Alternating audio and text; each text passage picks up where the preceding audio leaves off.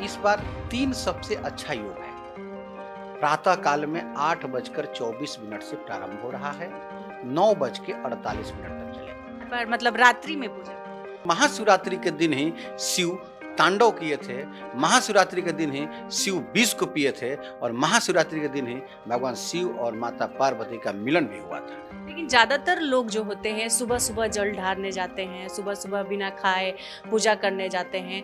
रात का प्रचलन नहीं है, बिहार में नहीं है, ज्यादातर लोग नहीं जानते हैं, हमको लगता है। रात्रि शिव जी का अभिषेक करें, जलाभिषेक करें। मध्य रात्रि में आप 12 बजे प्रारंभ करें और उससे आगे अपना 2-2:30 बजे तक प्रारंभ खत्म करें। आप देखेंगे कि औरों दिन जो आप पूजन किए हैं और आज जो आप पूजन किए हैं, दोनों में बहुत ज्यादा अंतर आपको महसूस होगा। अगर आप 12 शिवरात्रि में कोई पूजन पाठ नहीं कर पाए और महाशिवरात्रि को अगर आप पूजन करते हैं, तो महाशिवरात्रि के पूजन मात्र करने से आपको 12 शिवरात्रि का पुण्य की प्राप्ति होती है। परिवार का पूजन करना चाहिए, क्योंकि यही एक ऐसा परिवार है जो एक दूसरे का एंटी हर लोग है उस घर में, लेकिन सब एक दूसरे के साथ सौहार्द पूर्वक रहता है। इसका संपूर्ण मनोकामना के लिए करना है कि सभी मनोकामना हमारे एक ही बार के रुद्राभिषेक करने से पूर्ण हो जाए। उसके लिए आपको सर्वस्व सामग्री से करना चाहिए। नमस्कार, स्वराज पोस्ट में आप सभी दर्शकों का बहुत बहुत स्वागत है। मैं हूं करिश्मा और हमारे साथ मौजूद हैं ज्योतिषाचार्य अभय कृष्ण जी महाराज। बहुत बहुत स्वागत है सर आपका हमारे चैनल स्वराज पोस्ट में। आपको भी बहुत बहुत धन्यवाद। महाशिवरात्रि आ रहा है, महाशिवरात्रि पर हम इनसे बात करेंगे और जानेंगे कि इस बार किस तरह से पूजा किया जाए, पूजा का शुभ मुहूर्त क्या है। सर, महाशिवरात्रि आ रहा है, महाशिवरात्रि पूजा का शुभ मुहूर्त क्या है? देखिए, महाशिवरात्रि जो है, फागुन मास जब चलती है तो उसमें कृष्ण चतुर्दशी को मनाया जाता है और इस बार 3 सबसे अच्छा योग है। प्रातः काल में 8:24 से प्रारंभ हो रहा है, 9:48 तक चलेगा। दूसरा जो योग है फिर 9:48 से शुरू होकर 11 बजे तक खत्म हो जाएगा और तीसरा योग जो है 11:11 से प्रारंभ होकर 12:35 पे खत्म हो जाएगा। ये प्रातः काल का है। मध्य काल की अगर बात करेंगे तो 2:10 से प्रारंभ हो रहा है और 4:13 पर संपन्न हो जा रहा है। फिर तीसरा पहर की बात करें तो 6:03 से प्रारंभ होकर 7:16 पर एक योग बन रहा है और दूसरा 8:10 से प्रारंभ होकर 9:22 तक बन रहा है।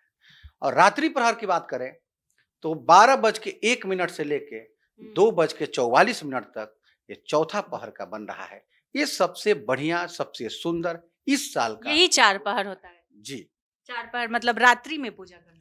देखिए, शिवरात्रि का पहले आप मतलब समझें। जिससे शिवरात्रि जो होती है 12 मास में आती है और महाशिवरात्रि जो होती है, ये एक महाशिवरात्रि के पूजन करने से ये विधान है, शिव पुराण में भी वर्णित है पहले से, कि अगर आप 12 शिवरात्रि में कोई पूजन पाठ नहीं कर पाए और महाशिवरात्रि को अगर आप पूजन करते हैं, तो महाशिवरात्रि के पूजन मात्र करने से आपको 12 शिवरात्रि का पुण्य की प्राप्ति होती है।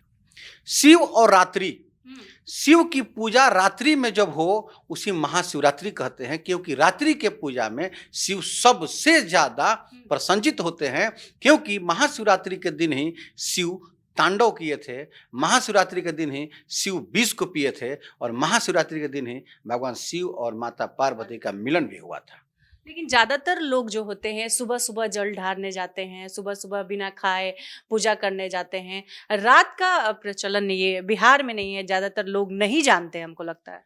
यही चीज मैं बताया आपके चैनल के माध्यम से कि शिव जी को अगर अत्यंत आपको प्रसन्न करना हो और अगर आप सक्षम हो तो सबसे पहला मेरा बात को माने और आप इस साल रात्रि शिव जी का अभिषेक करें, जलाभिषेक करें।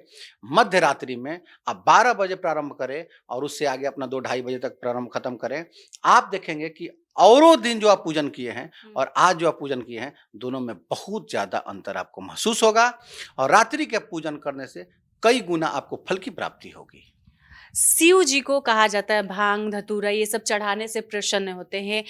आप दर्शकों को, जो लोग देख रहे हैं, उनको बताइए कि क्या क्या शिव जी को अर्पित करना चाहिए, क्या नहीं चढ़ाना चाहिए।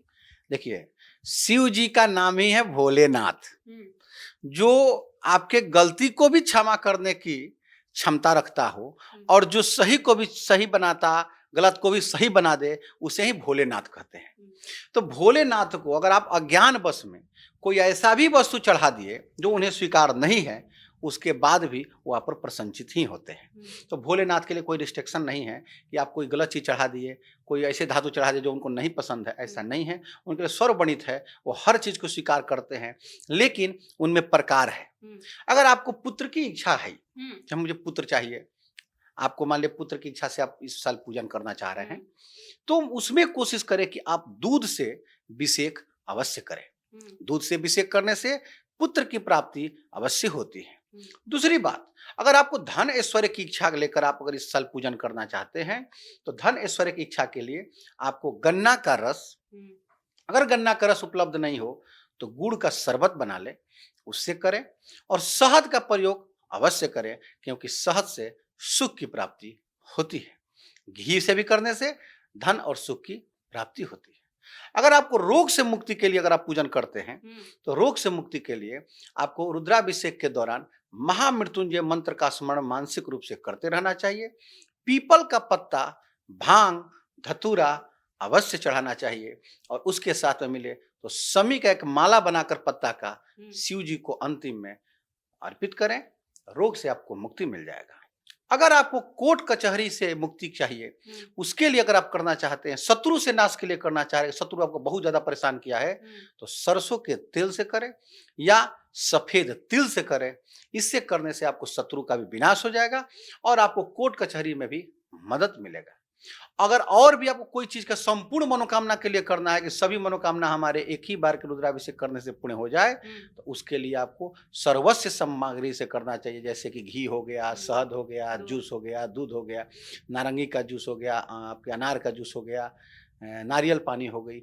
हर तरह के थोड़े थोड़े वस्तु से आप करेंगे। परिवार का पूजन करना चाहिए, क्योंकि यही एक ऐसा परिवार है जो एक दूसरे का एंटी हर लोग है उस घर में, लेकिन सब एक दूसरे के साथ सौहार्द पूर्वक रहता है। इससे सीखना चाहिए सभी को कि सोचिए कि एक ही घर में शेर भी है और बैल भी है।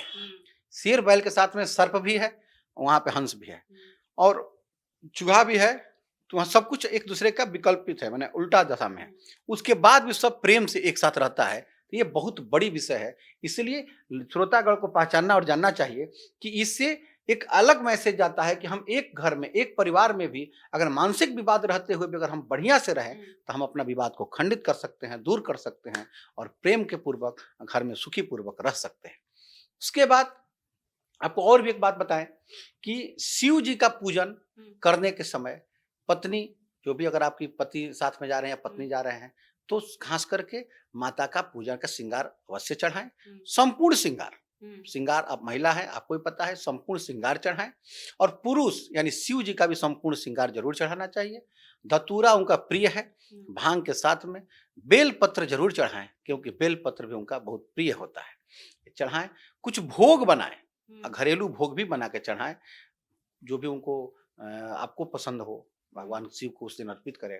जो भी भोग चढ़ाते हैं उस भोग को अगला दिन पारण करने टाइम में, यानी आप जो उपवास तोड़ेंगे तो वही भोग को ग्रहण करें।